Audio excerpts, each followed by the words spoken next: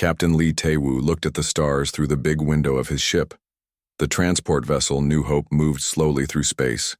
Inside, 200 human families slept in their small rooms. They were going to start a new life on a planet called New Busan. "Captain, we have a problem," said Commander Yoon Da-hai. She was looking at her screen with worry in her eyes. "3 big ships are coming toward us. They are not human ships." Lee walked to her station. On the screen he saw 3 dark ships. They were much bigger than his transport ship. The ships looked like giant metal beasts with sharp edges and glowing red lights. "Try to talk to them," Lee said. His voice was calm, but his hands were tight.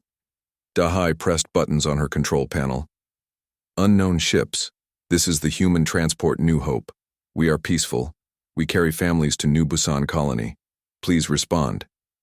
The answer came. Quickly, a deep, harsh voice filled the bridge.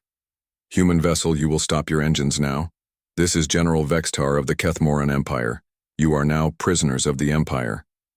Lee felt his heart beat faster. Everyone knew about the Kethmoran Empire. They were big lizard-like creatures who caught other species and made them work as slaves. They thought all other life forms were weak and stupid. "We are peaceful travelers," Lee said into the radio. "We have done nothing wrong, let us pass." General Vextar laughed. It was a cold, scary sound. "Wrong? You exist. That is enough. Prepare to be boarded, do not resist, and your death will be quick." The 3 alien ships surrounded the New Hope. Bright beams of energy shot out and hit the human ship. All the weapons stopped working. The engines died. The lights went dim. "They have disabled everything," Da-hai said. Fear was in her voice. Now, Dr. Park Minna ran onto the bridge. She was the ship's doctor. Her face was pale. "Captain, the families are waking up. The children are scared. They want to know what is happening." "Tell them we have a small problem with the engines," Lee said. "Keep them calm." But it was too late to hide the truth. Through the big windows, everyone could see the alien ships. The Kethmoran vessels were huge and dark. Strange symbols glowed on their sides. They looked like ships made for war and death. A bright light filled the cargo bay. When it faded, 30 Kethmoran soldiers stood inside the ship. They were 8 feet tall with green, scaly skin. Their eyes were yellow and cold. They carried energy weapons that hummed with power. General Vextar walked in front of his soldiers. He was bigger than the others. Scars covered his face and arms. A long cape hung from his shoulders. His voice was like rocks grinding together. "Humans," he said, looking around with disgust. "So small, so weak. You will come with us. The adults will work in our mines. The young ones will be trained to serve the Empire." "No," shouted Mrs. Kim from the crowd. She held her 8-year-old son Jiho close to her chest. "You cannot take our children." General Vextar looked at her with cold eyes. "Your children will have better lives serving the Empire. They will learn to be useful instead of weak like their parents." The alien soldiers began separating the families. They pulled crying children away from their mothers and fathers. The humans tried to fight back, but the aliens were too strong. Energy weapons stunned anyone who resisted too much. Captain Lee stepped forward. "I am the captain of this ship. If you want prisoners, take me. Leave the families alone."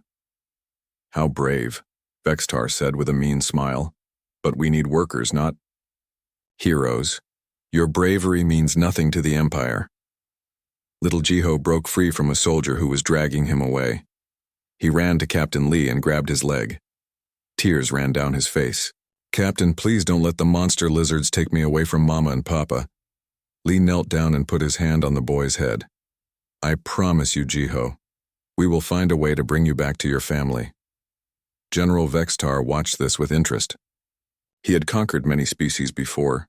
Usually the adults begged for their own lives, but these humans seemed more worried about their young than themselves. It was strange behavior. "How touching," the general said. "But promises mean nothing. Take the children to Transport Bay 3. The adults go to Transport Bay 1. Dr. Park Minna tried to stay with the children. "Please, I am a doctor. Let me stay with them. They need medical care." The Empire has doctors, Vextar replied. You will work in the factories like the others. The soldiers forced the families into different groups. Parents screamed for their children. Children cried for their mothers and fathers. The aliens did not care about the crying. They had heard it many times before from many different species. Commander Dahai was pushed toward the adult group. She looked back at Captain Lee. What do we do? Lee's eyes were hard like steel. We remember, we plan, we wait. Wait for what? Asked Dr. Park. For our chance, Lee said quietly. General Vexitar heard this. He walked over to the human captain. Wait for what, little man? Wait for rescue. No one is coming. Your kind is weak. You have no real weapons, no strong army. You will work for the Empire until you die. Lee looked up at the tall alien. You took our children. Yes. And? That was a mistake. Vextar laughed again. A mistake? I have conquered 47 worlds. I have enslaved hundreds of species. Your threats are like the buzzing of small insects. We'll see, Lee said calmly. The general studied the human's face. There was something in the man's eyes that was different from other prisoners. Not fear, not anger, something else, something that made Vextar feel uncomfortable for a moment. But the feeling passed quickly. These humans were just another weak species. In a few months, they would be broken and obedient, like all the others. The alien soldiers finished loading the humans into the transport ships. The children went into one ship. The adults went into another ship. Families were separated by cold metal walls and the emptiness of space. As the transport ships flew away from the New Hope, Captain Lee pressed his face against a small window. He watched his empty ship get smaller and smaller. But he was not thinking about the ship. He was thinking about little Jiho and all the other children. The aliens thought they had won easily. They thought humans were just another weak species to be used and forgotten. General Vextar was already planning how to use his new slaves in the Empire's mines and factories. But none of them understood what they had really done. They had taken children away from their parents. They had broken apart human families. They thought this would make the humans weak and easy to control. They were very, very wrong. In the adult transport ship, Dr. Park Minna sat next to Captain Lee. She whispered very quietly, "Do you really think we can get them back?" Lee nodded, slowly.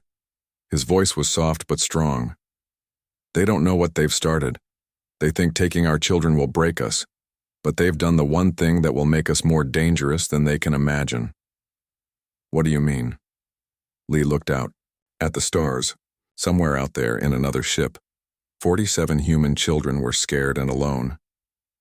They've given us a reason to do anything, absolutely anything, to win. The transport ships flew deeper into space, carrying their human cargo toward the Kethmaran Empire. General Vextar was happy with his easy victory. He had no idea that he had just made the biggest mistake of his long military career. The war between humans and the Kethmaran Empire had begun. The human adults worked in the dark mines of Kethmar Prime. The planet was cold and gray. Giant machines dug deep holes in the ground. The air smelled like metal and chemicals. Captain Lee Tae-woo carried heavy rocks from the mine tunnels. His hands were cut and bleeding. His back hurt from bending over all day. But his eyes were still alert.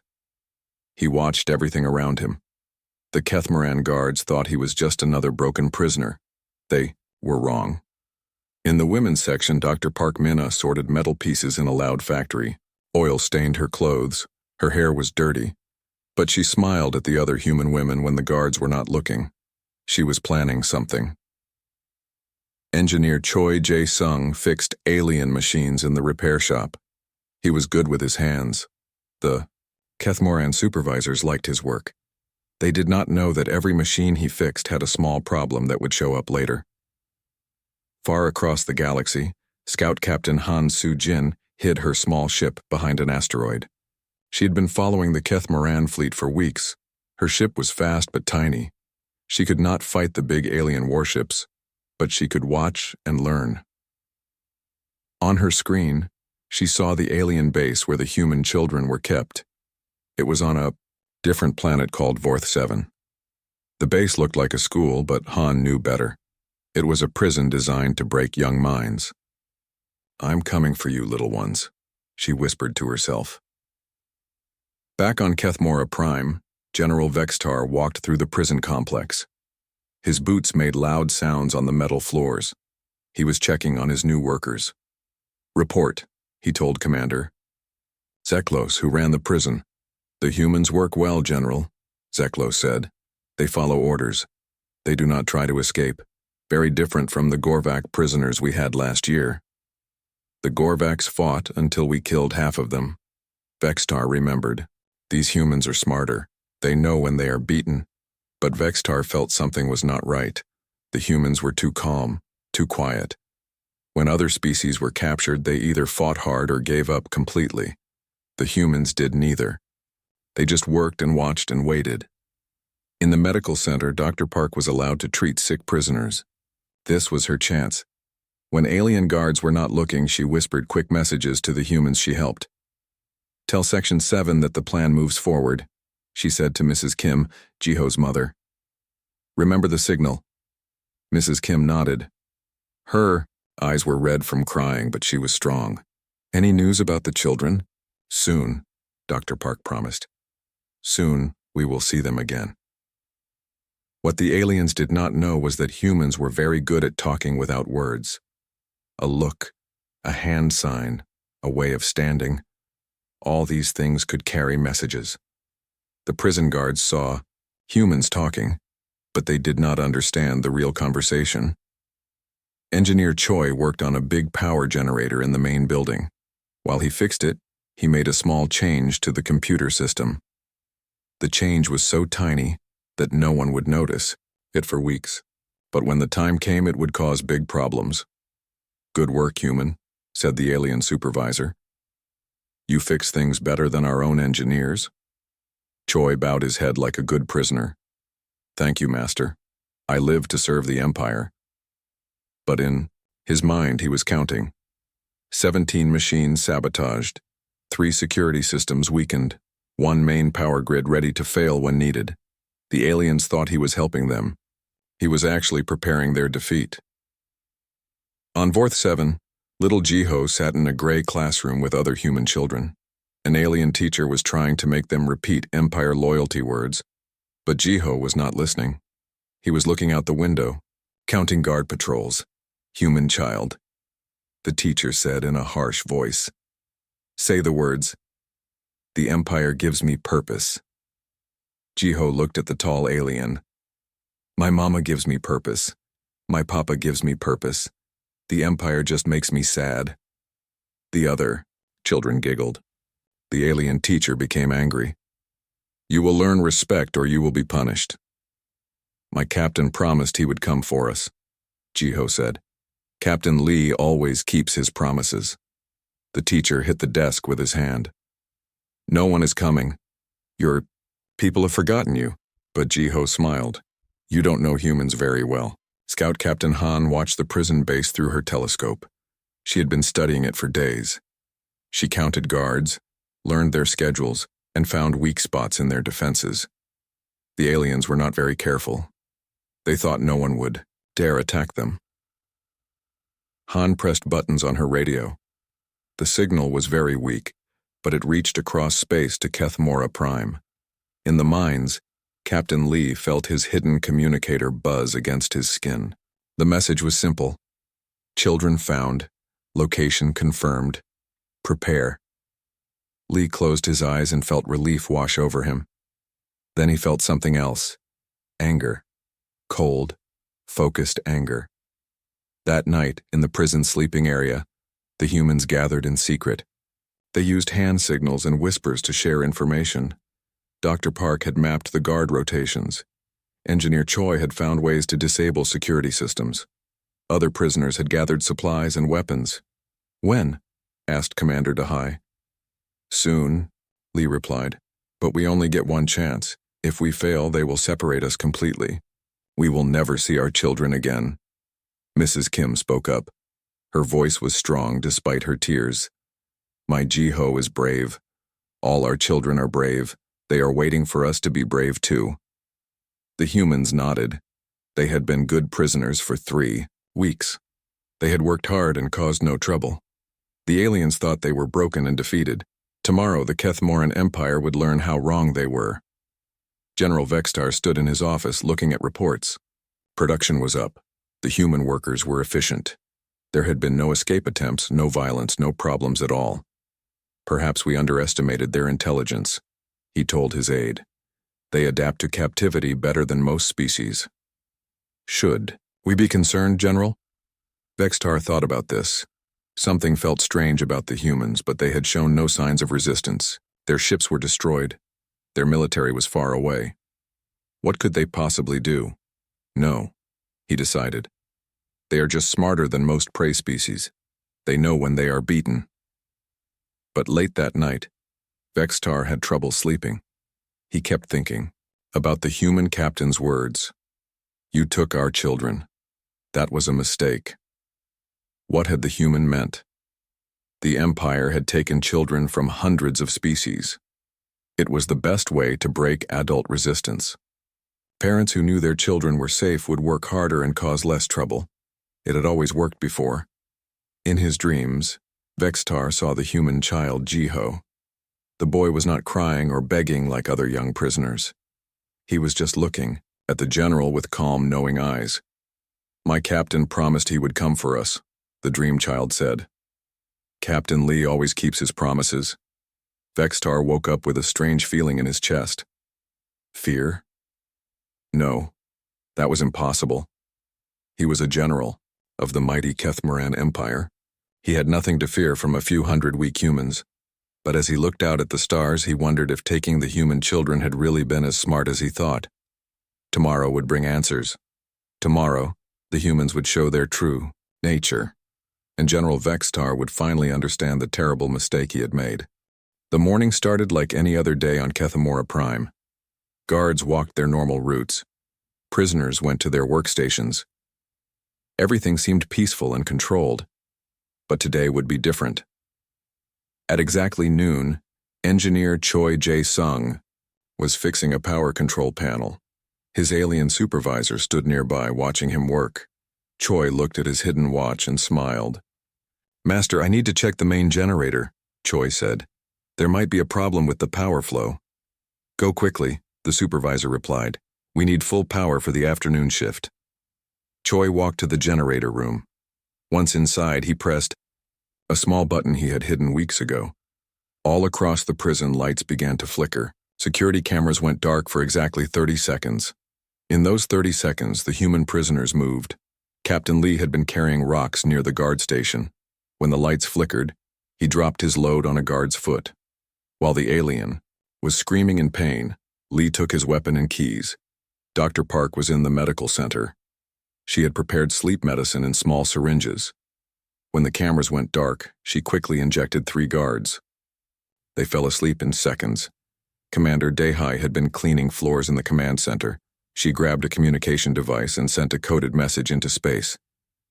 The children come first. Begin rescue now.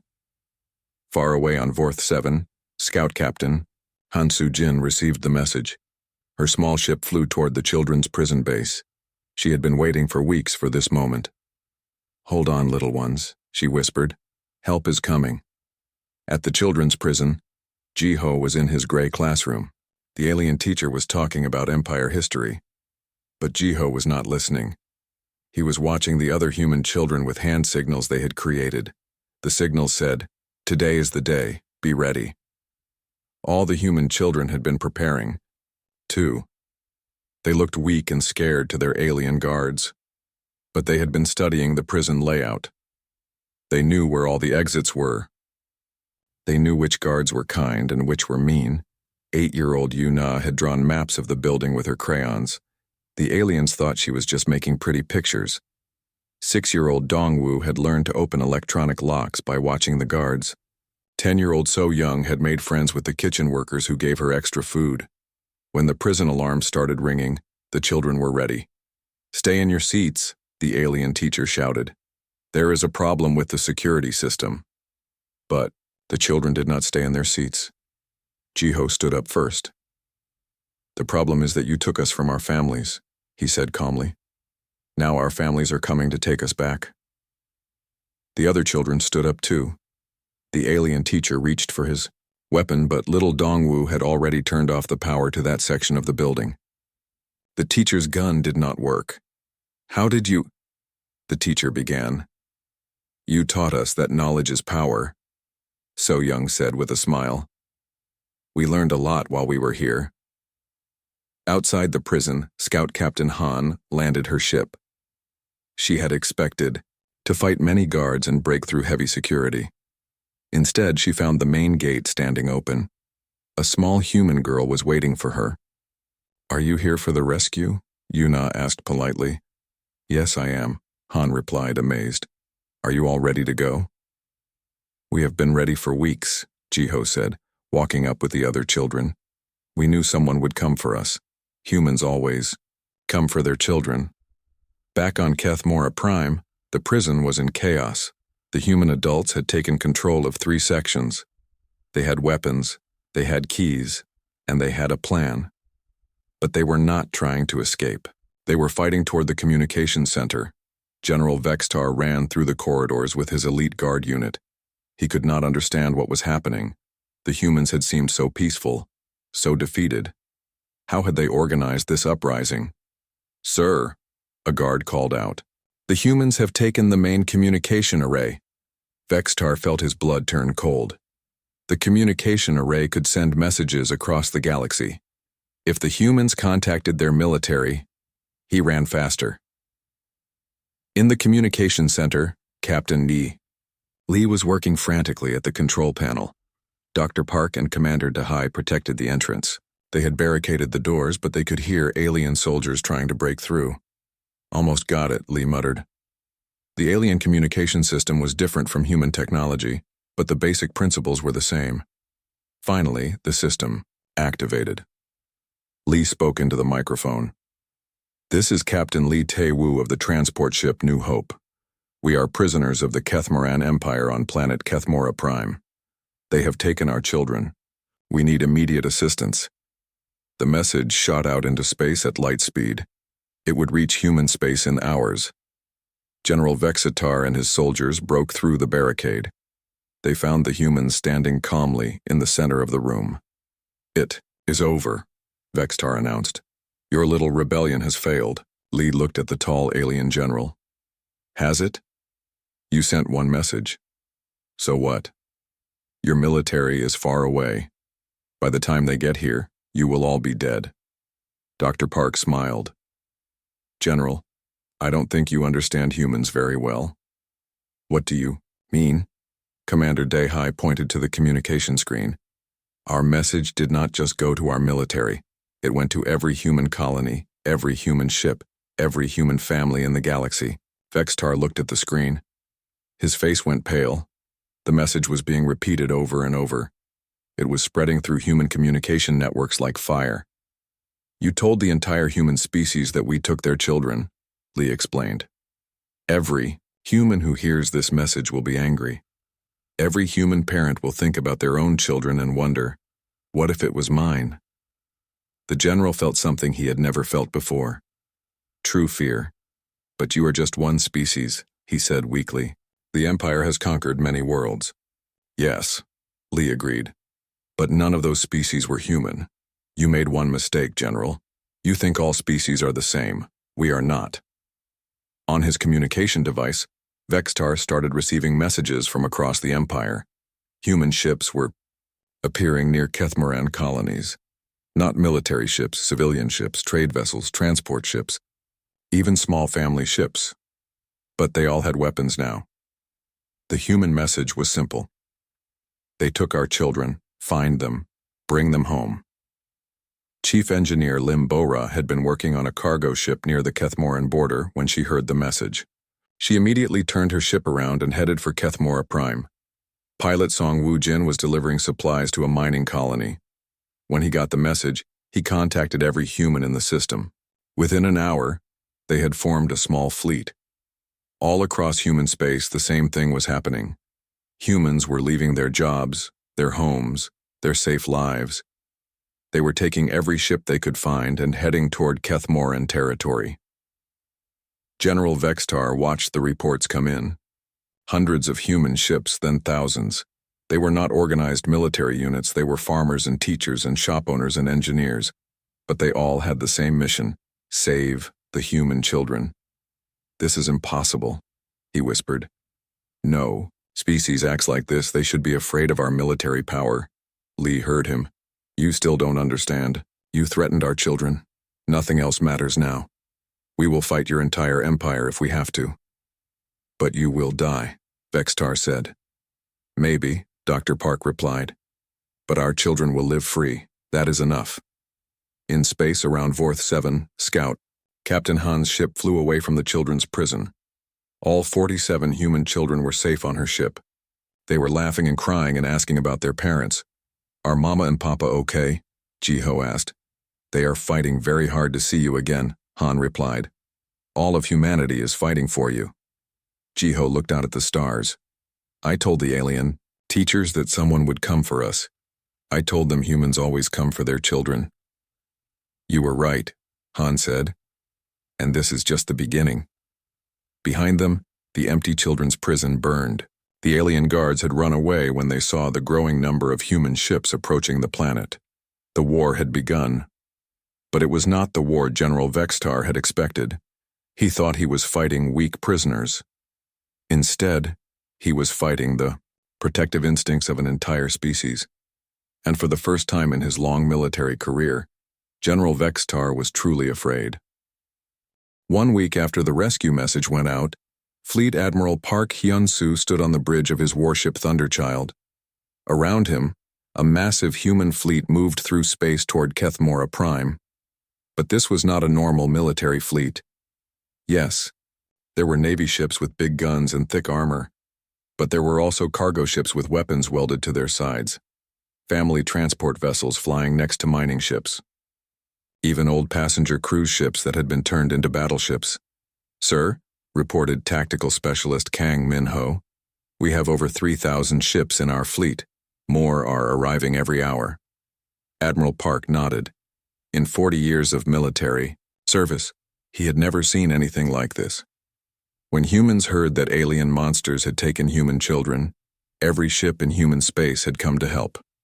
Rich people and poor people, military and civilian, they all had the same goal. "Any word from the rescue ship?" Park asked. "Scout Captain Han reports all children are safe and heading to the rally point," replied Communications Officer Lee Bin-na. "The children are asking when they can see their parents again." Park smiled grimly. "Soon. Very soon." On Kethmora Prime, General Vextar stood in his command center. The screens around him showed a nightmare. Human ships filled the space around his planet. His own fleet looked tiny compared to the human armada. "How many ships do they have?" he asked his aide. "We count over 3,000, General, but more keep arriving." Admiral Korthak, the supreme commander of all Kethmoran forces, appeared on the main screen. His large reptilian face looked angry and confused. "Explain this disaster, Vextar." Korthak roared. "You said humans were weak. You said they would be easy prisoners." "They were weak," Vextar replied, but his voice shook. "They offered no resistance when we captured them." "Then explain the fleet at your doorstep." Vextar looked at the screens again. The human ships moved in perfect formation. They used tactics he had never seen before. Instead of attacking in straight lines like most species, they moved like a school of fish. When his ships fired at one group, the others would surround and attack from behind. "They fight differently than any species we have faced," Vextar admitted. Dr. Shin Ye-jin, a human expert on alien behavior, sat in Admiral Park's ready room. She had studied Kethmoran military files for years. Now she was helping plan the attack. "The aliens always use the same strategy," she explained to Admiral Park and his officers. "They overwhelm enemies with superior numbers and firepower. They expect other species to surrender when faced with impossible odds." "But we are not other species," said Tactical Specialist Kang. "Exactly," Dr. Shin replied. "They have never fought an enemy that gets stronger when threatened. They have never fought parents protecting their children." Admiral Park studied the Battle plans. What do you recommend? Hit them where they are weakest, Dr. Shin said. Their whole empire is built on fear. They believe might makes right. Show them that they are not the strongest, and their entire system will fall apart. The battle began at dawn. The human fleet did not attack like the aliens expected. Instead of charging forward, they spread out in all directions. Small groups of human ships appeared everywhere at once. General Vextar tried to defend his planet, but it was like fighting smoke. Every time his ships moved to one location, humans attacked somewhere else. When he sent reinforcements, the humans vanished and appeared in a new place. "This is impossible," he shouted. "They have no military training. These are civilians." But his aide had disturbing news. "Sir, we are detecting communication signals between all human ships. They are coordinating every move." Chief Engineer Lim Bo-ra commanded a group of converted cargo ships. Her job was to disable the alien space stations that protected Kethamora Prime. Instead of fighting the stations directly, she flew her ships close to the planet's surface. "Remember," she told her crews, "we are not here to destroy everything. We are here to save our people and end this threat." Her ships fired special charges at the planet's power grid, the same technology Engineer Choi had used in the prison, but much bigger. One by one, the alien defense systems went dark. Pilot Song Woo-jin led a squadron of converted racing ships. They were small and fast, perfect for getting past alien defenses. His mission was to rescue Captain Lee and the other prisoners still Trapped on the planet. "Follow me in," he radioed to his pilots. "We go in fast, we get our people, we get out." The alien fighters tried to stop them, but Song's ships moved like dancers. They twisted and turned through enemy fire. The aliens had bigger guns, but the humans were faster and smarter. On the planet's surface, the human prisoners heard the sound of battle above. Captain Lee looked up at the sky through a small window. He could see flashes of light as ships fought. In space. "They came," Dr. Park said with tears in her eyes. "They really came for us." "I told you they would," Lee replied. "You never abandon family." General Vexitar watched his defenses crumble. His ships were being destroyed. His space stations were offline.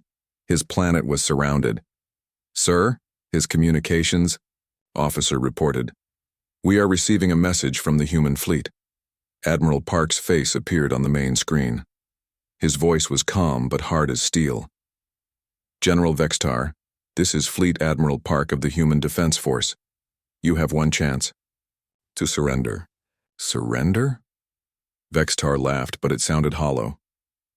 "The mighty Kethmoran Empire does not surrender to insects." "You took our children," Park replied simply. "That was a declaration of war against all humanity. You can surrender now, or we will take our people back by force." "You cannot defeat the entire empire," Vextar shouted. Park's expression did not change. "General, look at your tactical display. Look at what we have done to your mighty forces in just one day." Vextar looked at the screens. His fleet was scattered. His defenses were broken. Human ships surrounded his planet like a steel trap.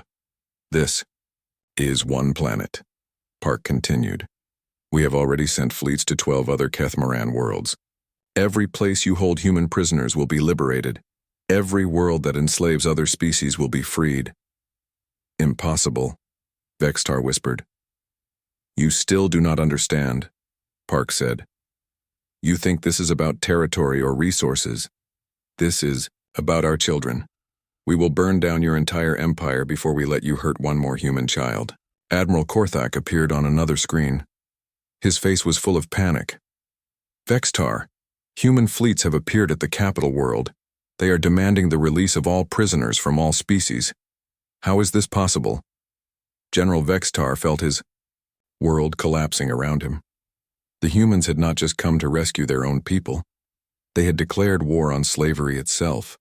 "Sir," his aide whispered, "our forces on 7 worlds have already surrendered. The humans are not destroying our cities. They are freeing prisoners and offering to help rebuild." Help rebuild? Vextar could not understand this.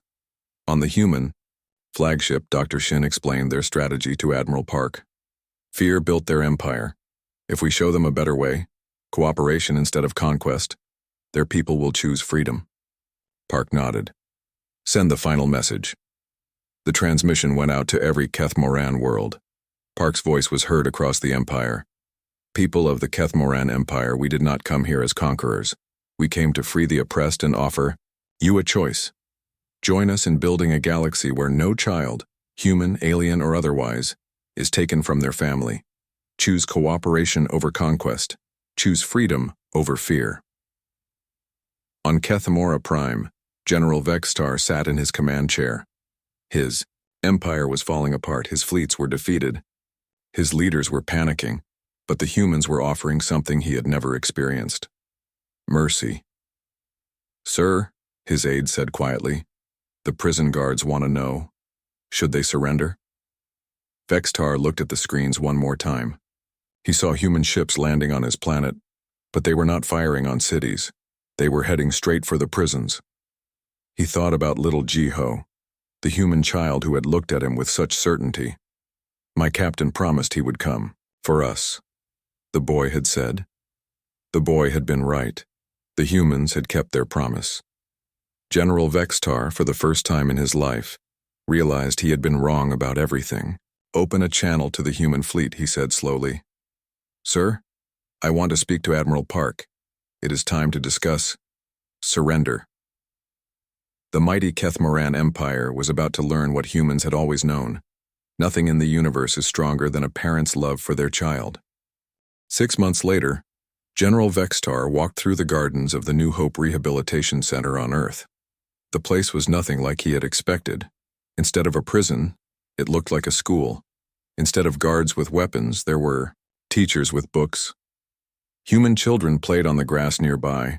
Some of them were the same children he had taken from the transport ship. They laughed and ran and acted like normal children. They were not afraid of him anymore. Little Jiho ran up to him carrying a drawing. General Vextar, look what I made. Vextar knelt down to see the picture. It showed humans and Kethmorans working together to build a city. Both species were smiling in the drawing. It is very nice, Vextar said. His voice was gentler now than it had been 6 months ago. Why did you draw us together? Because Mama says everyone can learn to be better, Jiho replied. Even you. The boy ran back to his friends. Vexatar watched him go. 6 months ago, that same child had been his prisoner. Now the child was teaching him about forgiveness. Dr. Ryu Seung-ho found Vexatar sitting on a bench in the garden. Ryu was a human counselor who worked with former Kethmoran officers. He helped them understand their mistakes and learn new ways of thinking. How are you feeling today? Ryu asked, sitting down next to the alien general. Confused. Vextar replied honestly. My empire is gone, my way of life is finished, but I am not dead, I am not in prison. Instead, I am in a garden, talking to the people I once tried to enslave. Does that bother you? Vextar thought for a long moment. It should. Everything I was taught says that defeated enemies should be killed or imprisoned. But you humans, you are different. How so? You won the war completely. You destroyed our fleets. You freed our prisoners. You could have killed us all. But instead you offered us a chance to change. Ryu nodded. We fight fiercely when our families are threatened, but we do not fight for revenge. We fight to protect. Ambassador Oh Yoon-soo was meeting with former Kethmoran leaders in the conference room. The peace negotiations had been going on for months. Today they were signing the final agreements. The terms are simple, she explained to the assembled aliens.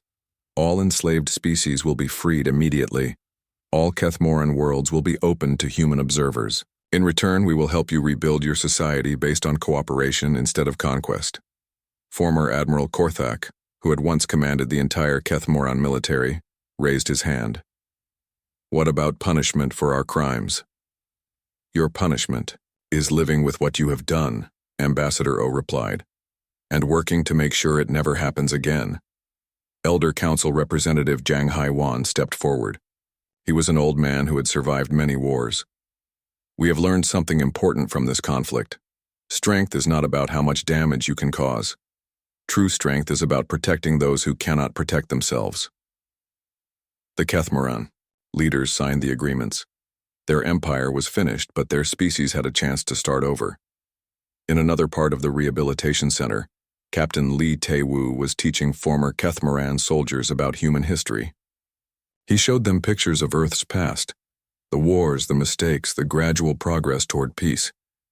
We were not always peaceful, he explained. Humans fought terrible wars against each other for thousands of years. We destroyed cities. We enslaved other humans. We made many of the same mistakes you made. One of the alien students raised his hand. How did you change? Slowly, Lee replied. We learned that cooperation works better than conquest. We learned that different ideas make us stronger, not weaker. Most importantly, we learned that all intelligent life has value. Dr. Park Minna worked in the medical center, treating both humans and aliens. Many Kethmorans had been injured during the war. She healed them without question or judgment. Why do you help us? Asked a wounded Kethmoran soldier. We were your enemies. You were never our enemies, Dr. Park replied as she bandaged his arm. Your leaders were our enemies. Your ideas about slavery were our enemies. But you are just people who were taught wrong things. People can learn better. The soldier was quiet for a moment. In our culture, enemies are killed or enslaved. There is no third option. Then your culture was missing something important, Dr. Park said with a smile. Mercy. Scout Captain Han Soo-jin had been promoted to Director of Interspecies Relations. Her job was to make sure that what happened to the human children never happened to any species again. She traveled to worlds throughout the former Kethmoran Empire. On each planet, she found slaves from dozens of different species. Some had been prisoners for generations. All of them were now free. What happens to us now? Asked a representative of the Gorvak people. They were a peaceful species that the Kethmorans had conquered decades ago. Whatever you choose, Han replied. You can return to your homeworld. You can stay here and help rebuild. You can travel the galaxy and see what else is out there. You are free. Many of the former slaves chose to stay and work with their former captors. They wanted to help build a better society. Others returned home to families they had not seen in years. Some joined the growing alliance of free worlds that was replacing the old empire. General Vextar continued his sessions with Dr. Ryu.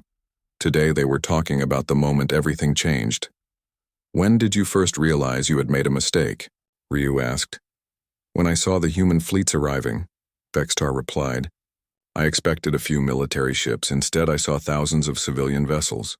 Ordinary people who had left their safe lives to rescue children they had never met. Why did that surprise you? Because in the Kethmoran Empire, people only fight for themselves or their immediate family. The idea that an entire species would mobilize to save 47 children, it was impossible to understand. Ryu leaned forward. And now? Vextar looked out the window at the human children playing.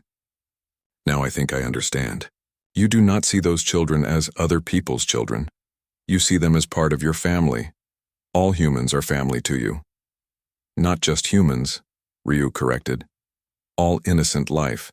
That is why we freed the other slave species too. That is why we are helping you rebuild instead of destroying you. A year after the war ended, the first graduation ceremony was held at the rehabilitation center. 50 former Kethmoran officers had completed their education about cooperation and peace. They were ready to return to their worlds and help lead the rebuilding. General Vextar was among them. He stood at the podium looking out at an audience of humans and aliens sitting together. 1 year ago, I was a general of a mighty empire, he began. I believed that strength meant domination. I believed that other species existed to serve us. I was wrong about everything. He paused and looked at the human children in the front row. Jiho smiled and gave him a thumbs up. I learned the truth from an 8-year-old human child, Vextar continued. He told me that his people would come for him. He told me that humans always protect their children. I thought he was just a frightened child talking nonsense. The audience was silent, listening. But he was right. His people did come for him, not just his parents or his friends. His entire species came for him. They came for all the children. They came for everyone who needed help. Vextar's voice became stronger. I spent 40 years conquering other species. In one day, humans taught me something I had never learned. True strength is not about taking what you want. True strength is about protecting what you love. The audience applauded. In the front row, Jiho clapped the loudest. After the ceremony, Vextar walked through the garden one last time. Tomorrow he would return to his homeworld to help build a new government based on human principles of cooperation and freedom. Jiho ran up to him one final time. "Are you sad to leave?" "A little," Vexatar admitted. "But I have important work to do. I need to teach my people what you taught me." "What did I teach you?" Vexatar knelt down to the boy's level. "You taught me that families protect each other. You taught me that some promises should never be broken. You taught me that even monsters can learn to be better." Jiho hugged the tall alien. "You were never a monster. You were just confused." As Vextar's ship lifted off from Earth, he looked down at the planet below. It was the world of the people who had defeated his empire, but it was also the world where he had learned to be better than he was. The Kethmoran Empire was gone forever. In its place, a new alliance was growing. Humans, Kethmorans, and dozens of other species working together to build a galaxy where no child would ever be taken from their family again. And it had all started because one species understood a simple truth. Nothing in the universe is more powerful than a parent's love for their child.